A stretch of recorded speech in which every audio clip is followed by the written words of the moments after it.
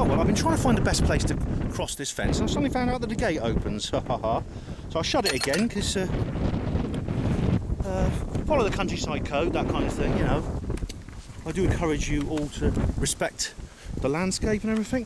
Now, according to the map, as you saw, there's a public footpath that runs across here, but this is apparently the back garden of the Ditchley Foundation. I'm just going to get my notebook out. I'll tell you a bit more about it. So I made some notes last night about all this. But as I said, the Ditchley Foundation,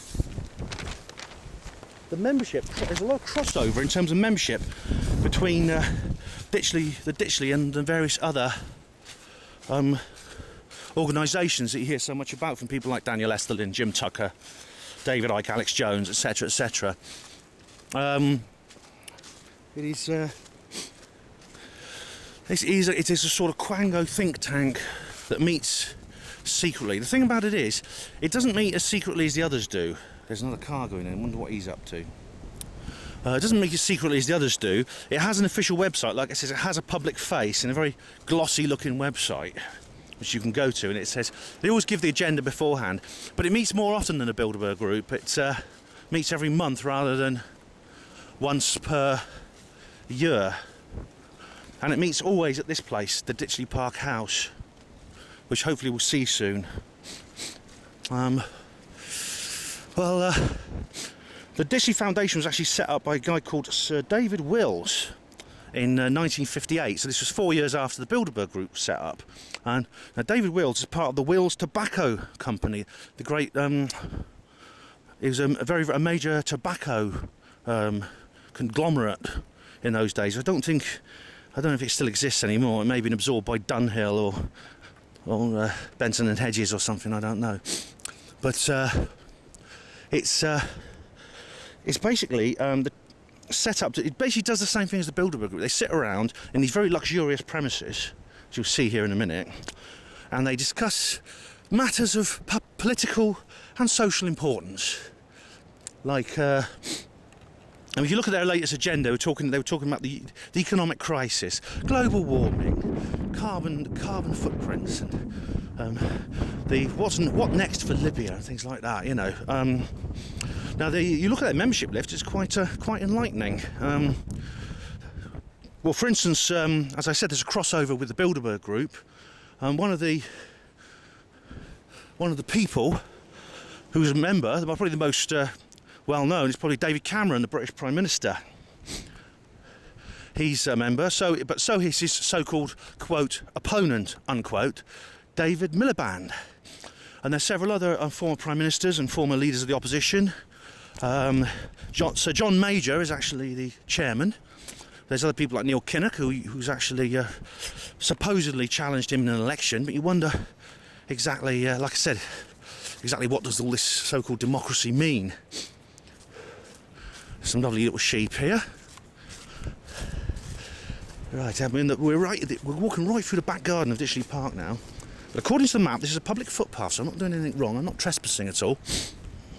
Now that there is Ditchley Park. Oh, I think this sheep like me. Come on, but come on. I know I'm a Welshman, but all the same, you don't have to run away from me. There it is. Look at that. Pretty opulent, I'd say. Now, I should stress that there's no public access to this building at all. You can hire it. I mean, you've got to get in touch with their office, and you can hire it for events, but it has to be approved by their management and by their directorship. This is not like most stately homes in Britain, which usually allow members of the public in to look at them. This is completely private, and it's in there that the Ditchley Foundation hold its monthly meetings. Now, seeing these cars going in and out is very interesting because it's Sunday the 22nd of January 2012, and yesterday on the 21st, Saturday the 21st, they had the last day of one of their conferences, one of their monthly meetings. Now, I'm having a guess that some of the guests, or some of the delegates, might stay overnight and leave today, because it's Sunday. I don't know. But I'm going to, this is why I needed to do this film today and not wait till tomorrow. I want to see if I can catch a glimpse of some of the guests coming out. Now, I doubt if they'll be coming out this way because this is the rear entrance. Well, they might be. You know, it depends which way they're going. I mean, David Cameron. Well, if David Cameron wants to get to his constituency in Witney, he'd have to go this way, probably the best way to go. But then again, from what I hear, he doesn't spend much time in his constituency these days. I actually know someone who knows David Cameron. It's a girl I used to know who's a nurse at my hospital. Now, she knew him because she lived in Ducklington, Oxfordshire, which is where he used to live before he became Prime Minister. And she said he was an arsehole. He's a complete twat. And he wanted nothing to do with you unless he was after votes. Lovely little spot here. That's strange. So, now Cameron's not the man of the people. Just because he's got a webcam in his kitchen, he uses dolphin-friendly washing up liquid. It's all for show, of course, but I'm sure most of you realise that. I mean, this is the biggest lesson, I think, from things like this, the Ditchley is that democracy is a con. It is a complete and total sham. It's the biggest con played on the human race, apart from perhaps organised religion.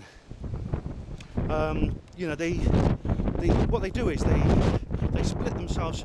Basically, the Illuminati have their frontmen in the various countries around the world, in their dominions and whatever other planets they control, and they split them into two groups. And these guys, you know, in front of the cameras, as far as the public concerns, they're opponents, and you could vote for one or the other of them. But in truth, it doesn't make a damn bit of difference because they're both, as Bill Hicks put it, you know, it's like a Punch and Judy show. They're both puppets, and the puppeteer is the same man, and he has his hand up in both puppets, and they fight each other. Mr. Punch whacks the policeman with his truncheon, but really it's the same guy controlling both sides. So this way, don't bother voting, it's a waste of bloody time. Don't play their game. We completely crossed the parkland here, the back garden of Ditchley Park. You can still see the house through the trees. The footpath continues on the other side of this stile, and luckily the stile is here this time. If not, I'll go through the gate, but it appears to be all open anyway. According to my map, we just carry on through here.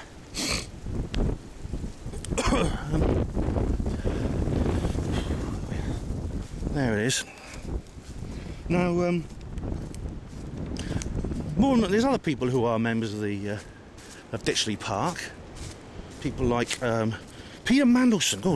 Peter Lord Mandelson. Now, he's a character, isn't he? Now, he's a very cattle grid here. Lucky I'm not a cow. Right, now where do I go from here?